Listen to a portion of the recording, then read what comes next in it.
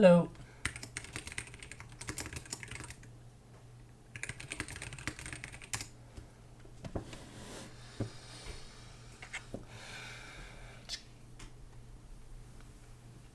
Yeah.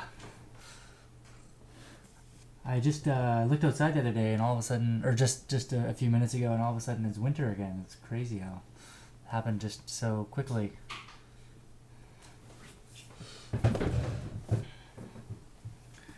Okay. Yeah, she's sitting on my book right now, so I think she's in one of those moods where she doesn't want me to do any work. She just wants to lie on top of my book and be cute. Yeah, she does really like math. Calculus is her favorite subject. Okay, looks like some people are starting to come in. Maybe we'll wait just a couple more minutes for a few more people to join us.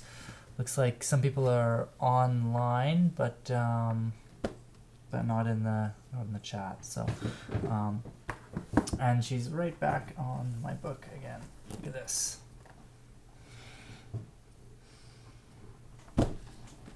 Okay, Goose.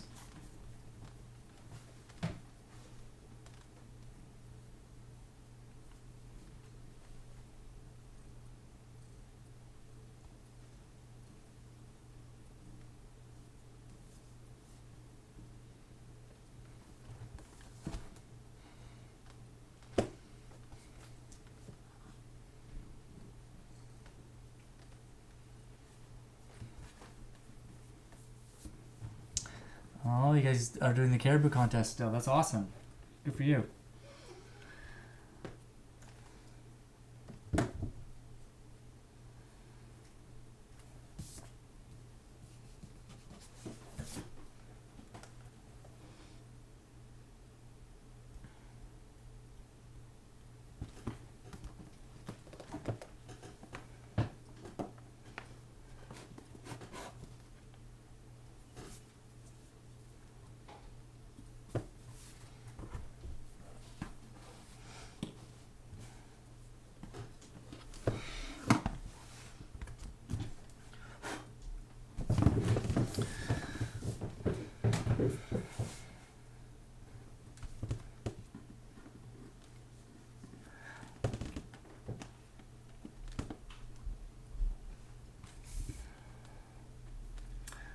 Okay, I think we can probably get started now. Yeah, did anyone have any issues with the homework that I assigned, or should I just start choosing some random questions? How do we want to proceed? Okay. Anyone else? No. Okay.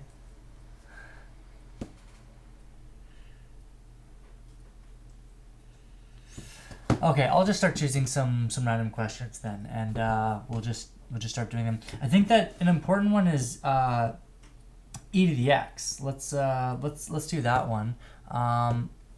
So let's start off with one. I don't think that this one's even on the like in the exercises, but I think it's important enough to be able to do it.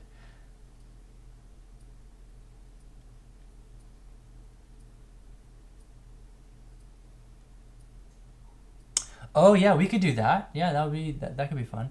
Yeah, let's start off with e to the x. Let's see here. I mean, the thing about e to the I pi is that we would actually have to go to infinity, right? So why don't we hold off onto that until maybe next week? Yeah, we'll get to it. We'll get to it. Because yeah, we'd have to do some stuff with power series and taking these sums to infinity. So let's hold off on that thought. But we'll do the e to the I pi equation. Yeah, let's save that for next week. Okay, so let's do a Mclaren series approximation for e to the x. Okay, so really what we're doing is we're just going to be taking several derivatives of e to the x, and this is super nice because e to the x has very easy to remember derivative. So let's start off by saying that f of x is equal to e to the x. Then f prime of x is also equal to e to the x. F double prime of x is e to the x, and let's do a third degree Mclaren series. So this means that f of 0 is equal to 1. It means that f prime of 0 is also equal to 1, and you can kind of see a bit of a pattern here. They're all equal to 1. Okay. So I guess the fourth polynomial, we could call that Pn of x, is going to be equal to, well, our first term is 1.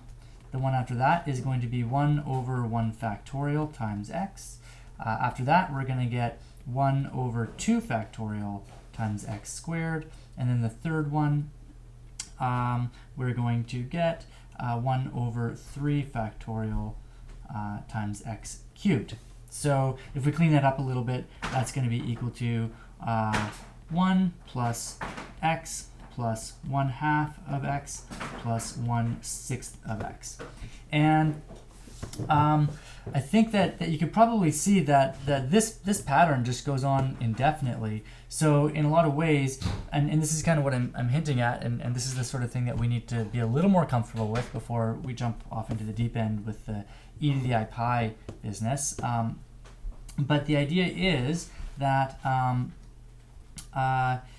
if we set like the limit as n goes to infinity of Pn of x, then you'll see that there's really no algebra that we have to do. Each one of these derivatives evaluated at 0, this would be the third derivative, we always get 1. So it's going to be the sum as I equals 1 to infinity of, what's it going to be? I guess it'll be 1 over I factorial times x to the I. So it's a really nice little formula, and that ends up being what e to the x is equal to. So e to the x has a really nice Mclaren polynomial expansion. So yeah, that's pretty cool. Let's try one that's really similar to e to the x. Let's try e to the 2x and see what happens. Also, another thing that you might find too is that e to the x is really closely like it's a very similar expansion as sine of x and cos of x. In fact, you can write e to the power of x as kind of like a sum of sine of x and cos of x, and that again goes back to the that e to the I pi business. So these are all related, and they're related because of these expansions, these power series expansions. So let's try another one, and this one's actually from your book. This is number 3 on page 472. So this is number 3. Let's do f of x is equal to e to the 2x. So really similar idea, but you'll see that we do actually get like a quite a different solution. So we get that's f of x. So let's do f prime of x. That's going to be 2 times e to the 2x. After that, we get f double prime of x. That's equal to 4 times e to the 2x. F triple prime, and I think in this we're looking for the third degree. Yeah, so we're going to look for this. So this is the last one we're going to do. So f triple prime of x is going to be 8e to the 2x. Okay, that looks kind of nice. So I'm going to evaluate each one of these at the point 0 and see where that takes us. So that means that f of 0 is equal to, again, 1. F prime of 0 is going to be, well, 2 times 1, which is 2. F double prime of 0, that's going to be 4 times 1, which is 4. and you probably see the pattern here. This one is 8. So if we were to write p sub 3 of x, that's going to be the third degree Mclaren polynomial based on e to the 2x. We will get, well, let's see, the first one is just 1 plus 2 over 1 factorial times x plus 4 over 2 factorial times x squared, finally plus 8 over 3 factorial times x cubed. And if we want to clean that up a little bit, we'll just write this as 1 plus 2x plus 2x squared plus, well, I guess we can cancel the 2 with the 8. We'll get 4/3 x cubed. So yeah, that one's not too bad. Why don't we take a minute just to graph this and see how similarly it looks to e to the 2x. So let's see how much I'll kind of double screen it here. So let's write e to the 2x. So do I have e on here? Can I just do this? Yeah, sweet. e2, no, or 2x. Come on. I don't like doing this on my iPad. E to the power of 2x. Come on. 2x. Here we go. E to the 2x. Okay, so that's that one. And then this other one that we have is 1 plus 2x plus 2x squared plus 4/3 x cubed. Again, look at that. Look how closely it actually is approximating this function. I think that's awesome. So and you'll notice that it's really close at the point at when x is equal to 0, but the further away from 0 we get, the less accurate our approximation is. So I think that's kind of interesting. Okay, let's do another example then. Okay, I think that the ones from 7 to 10 are fairly straightforward. Maybe I'll just do one of them. I'll just do one of them. Let's do, I don't know, how about number 7? We'll do number 7. Okay, so I know that f of 0 is equal to 3. So this time we're not actually being told what the function is. We're just told that like some of the derivatives evaluated at 0. So we know that f of 0 is 3. F prime of 0 is, what is it, -4. We have f double prime of 0 is 8. So f double prime of 0 is 8. And finally, f triple prime of 0 is 4. F triple prime of 0 is equal to 4. Okay, so using this information, we can say that the third degree polynomial, the third degree Mclaren polynomial is going to be, well, 3 plus -4 over 1 factorial times x, plus 8 over 2 factorial times x squared, plus 4 times, 4 over 3 factorial times x cubed, and I'll clean that up, and I get 3 minus 4x plus 4x squared plus, I guess that would be 2/3 x cubed. Just cleaning it up. Is everything okay? Like, you guys seem to be pretty quiet in the chat. Like, are there any like major questions that we have about Mclaren polynomials or Taylor series or anything like that?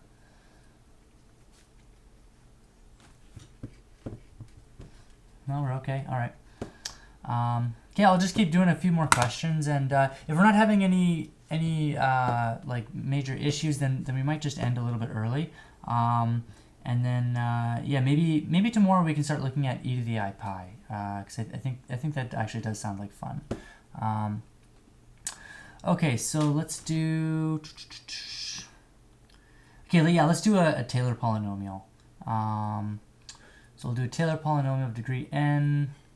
Let's do. Yeah, let's do number 11. Number 11. Let's do number 11. Number 11 says that f of x is equal to x to the third. And we want a Taylor polynomial. Taylor polynomial of degree what? Degree 2, I think it says. Yeah, degree 2. And evaluate it at c equals 8. C equals 8. Okay, so f of x is just x to the power of a third. So f prime of x, I'll take that exponent down, and then I will bring the exponent down by 1, so that's going to be negative 2/3. And then f double prime of x is equal to, what would that be, negative 2/9? Negative 2/9 times x to the negative 5/3. Okay, beautiful. And now we're not plugging this in at 0. We're plugging it in at the point 8. And look how nice they were to us.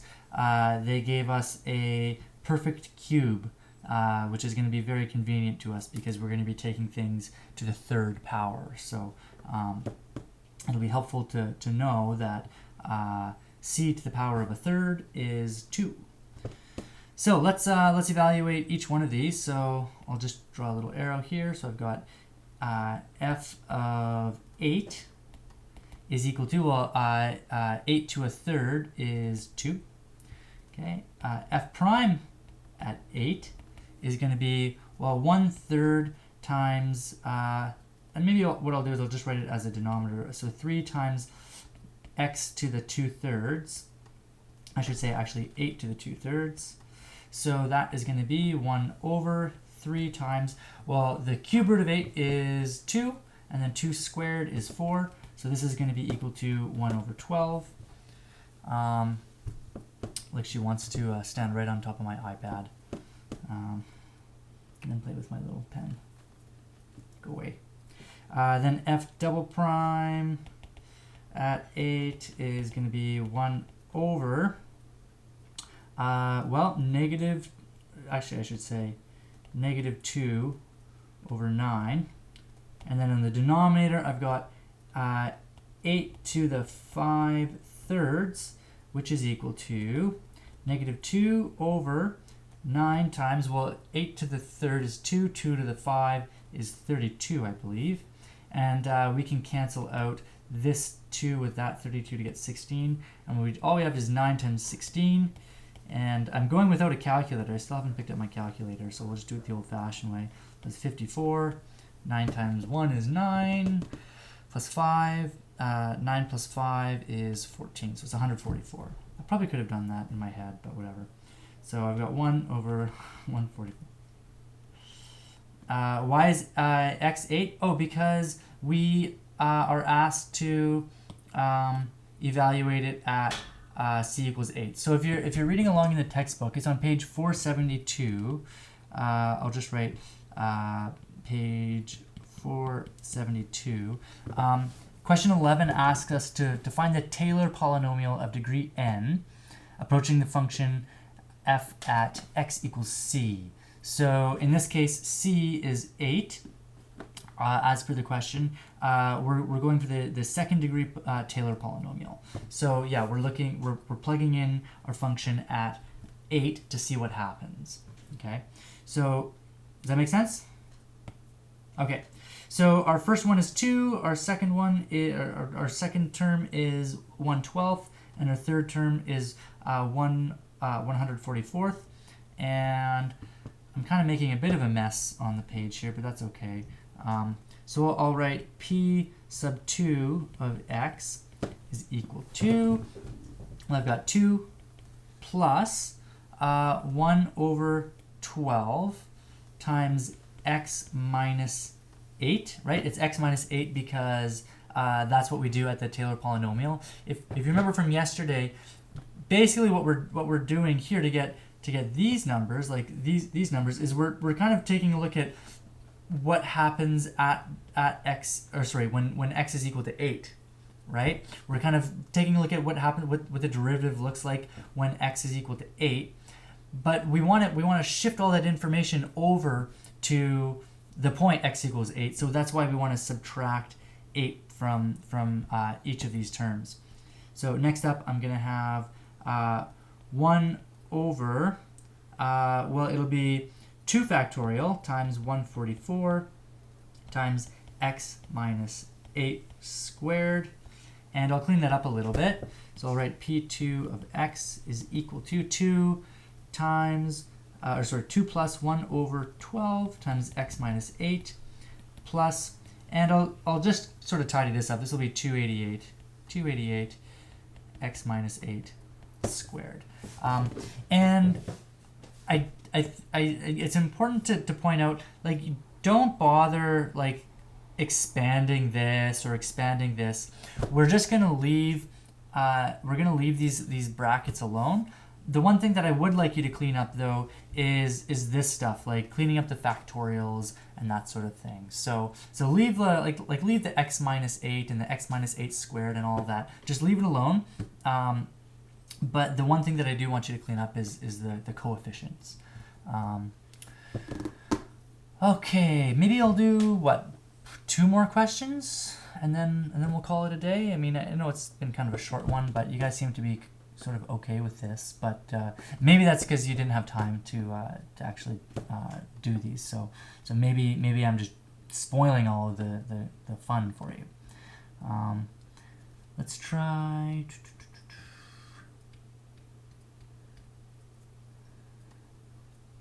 Okay, let's do number 15. Yeah, I think this is a cool one. Number 15. Number 15. Okay. So number 15 says, okay, well, they're kind of giving us the Mclaren polynomial for sine of x. So they're saying that sine of x is approximately equal to x minus, what are they saying? X minus, I should know this by heart, but I'm going to have to copy it down because it's been a while, over 3 factorial plus x to the 5 over 5 factorial minus x to the 7 over 7 factorial. And they're saying that it's approximately equal to that. So,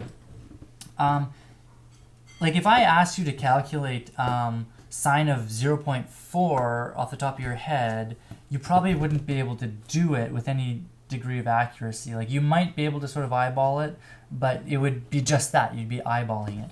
But this is, because sine of x is actually very close to this, given its Mclaren polynomial, anytime we choose a value that's close to 0, we're going to get very close to the actual answer, because the Mclaren polynomial is based at 0.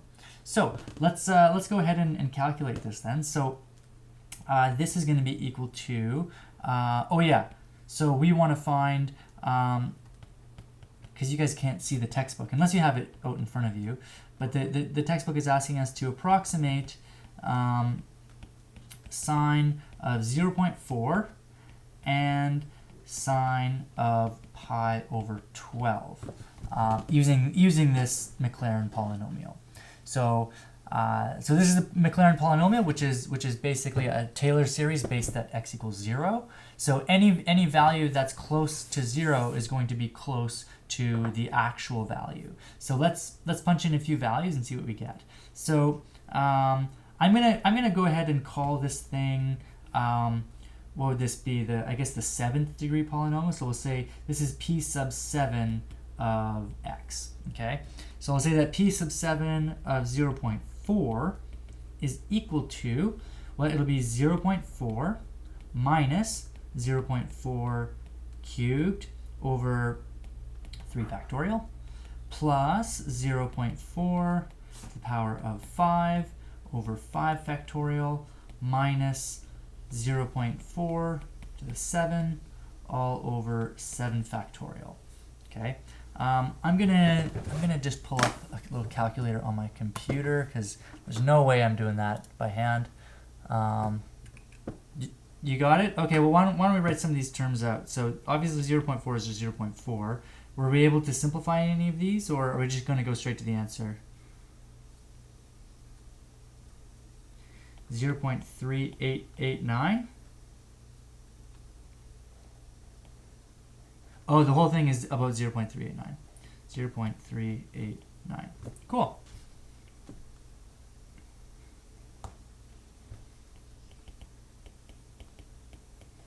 Okay, so sine of 0.4 is what? I'm just punching it into my, see what Google says. Yeah, 0.389 0.3894183. Yeah. So is this, so sorry, is this, that's not complete? Okay, so you rounded it. What comes after 9? Do you have that still in your calculator? Yeah, why don't you do that again, just so we can see like how different it actually is.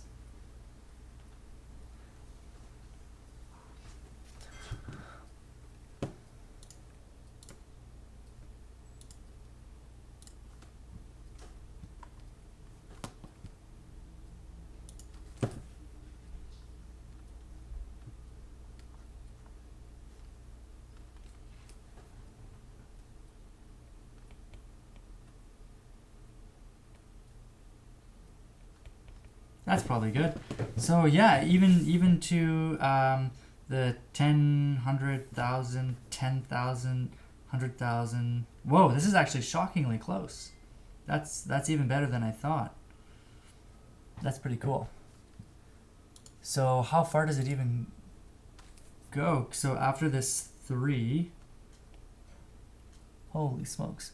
So after the 3 we get a 4, 4, and then a 2. Holy smokes. So that's very, very close. I think that's pretty neat. So, I mean, I know that we used a calculator to calculate this, but I mean, if you wanted to, like by hand, you could do that. It would just take a long time. But without this expansion, I don't think that you'd be able to find any other method to calculate this accurately. And you can imagine that this is also really useful for calculators. And as far as I understand, this is how calculators actually calculate these complicated values. Because for calculators, it's very straightforward to, add, subtract, multiply, and divide. But taking something like sine of 0.4, there's not a, straightforward way of calculating that. So by splitting it out into a Mclaren polynomial, now it's easy, right? We're just multiplying and subtracting and adding numbers, which is much easier than, like drawing a perfect circle and measuring the x coordinate of an angle, you know what I mean? So I think that this is much more straightforward. So I'll leave the pi over 12 part for you, and you can do that for yourself. But it would pretty much be the same process. You would just be plugging in pi over 12 here, pi over 12, pi over 12, pi over 12, and then seeing what you would get and comparing that to what sine of pi over 12 is. Okay, so what do we say? 2 more questions, so now just 1 more question. Let's do, are there any requests or anything?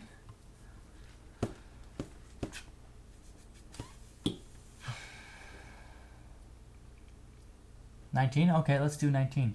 So graphically estimate the interval over which P3 of x equals x minus x cubed over 6 approximates sine of x with accuracy 0.1 or less.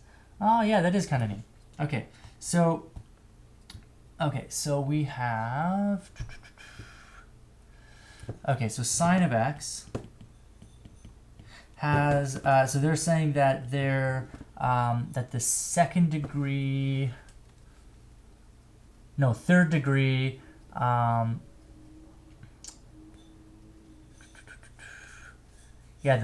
degree Mclaren polynomial, so write P3 of x is x minus x cubed over 6. Okay, so they're saying like how similar are these functions, especially right around 0. So they want to know like in what interval are we close enough to sort of estimate it within 0.1 units of accuracy.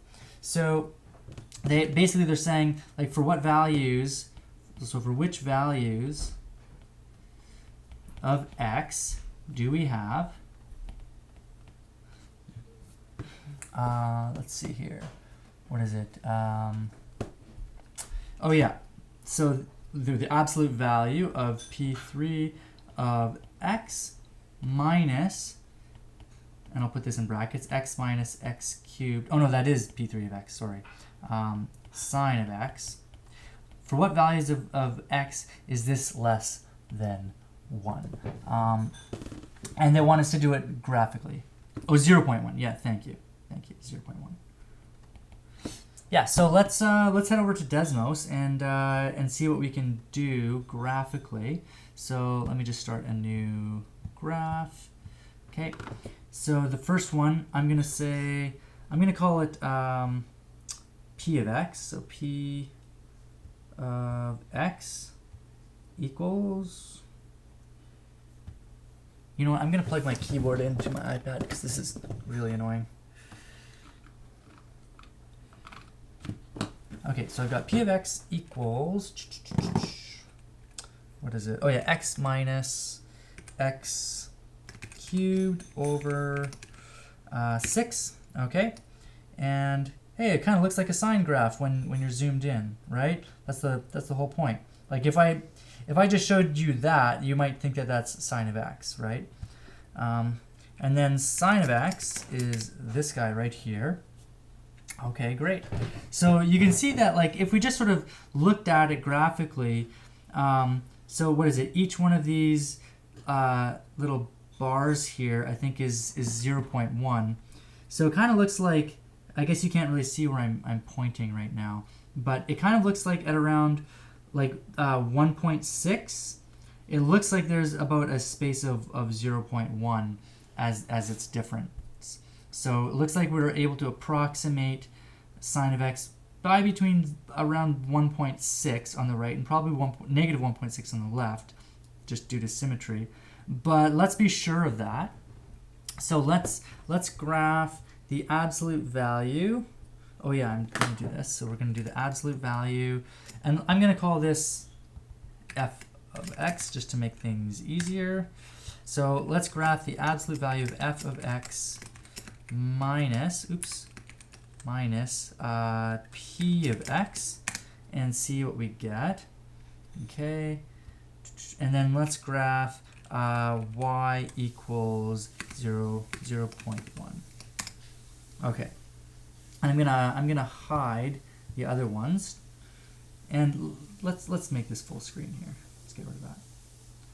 Okay. So yeah, just like I thought, like right around 1.6, it looks like we have an intersection at about 1.6655, and we'll probably have something on the left here at around the same point, so negative 1.6655. Yeah.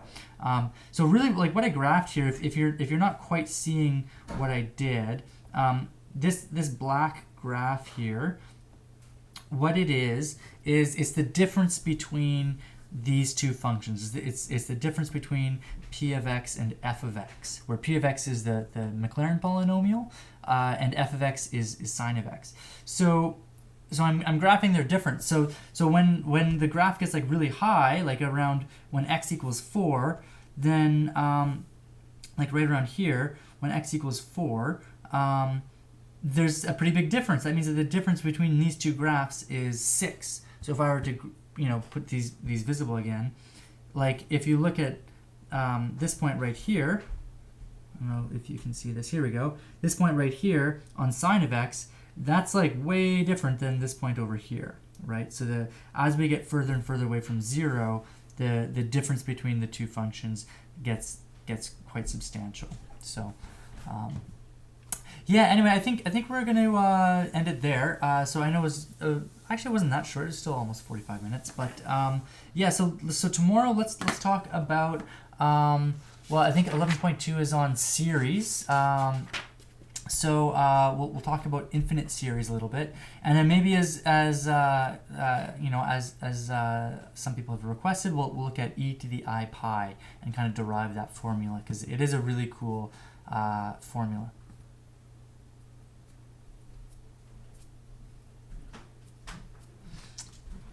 Yeah, exactly. There's some really cool stuff. It's all interconnected. Just how sine of x and cos of x are actually just parts of the exponential function. It's really cool how they're all intertwined. So yeah, let's take a look at that. So I'll prepare something with respect to that, and in the meantime, yeah, see if you can finish the rest of this chapter. I mean, I don't think I assigned too many questions. It was what was it, 1 to 10, and then odds after that. 1 to 15, and then odds after that. Yeah, so yeah, 17, 19, 21. Yeah, okay, cool. Well, I'm gonna sign out then, and yeah, if you have any questions about anything, don't hesitate to ask. I should also point out, now that I remember, there's been some offers for technology from the Winnipeg School Division. So if you are sort of like having any kind of technical difficulties with your devices, like if maybe you have a laptop that isn't working properly or anything like that, let me know and I can make a request for you. The applications are due tomorrow. I just found out about this about an hour ago, so I know it's a short deadline, but so if you are having difficulty with your computer at all, let me know, and I can make an application for you. And I don't know what it looks like. I'm not, like, maybe they're giving students like Chromebooks or something. I'm not sure. Maybe they're just lending students Chromebooks to the end of the year or something like that. But if you think that could benefit you in any way, let me know, and I'll put your name on the application. Anyway, I guess I'll talk to you guys tomorrow, and have a good night, and yeah, bye bye.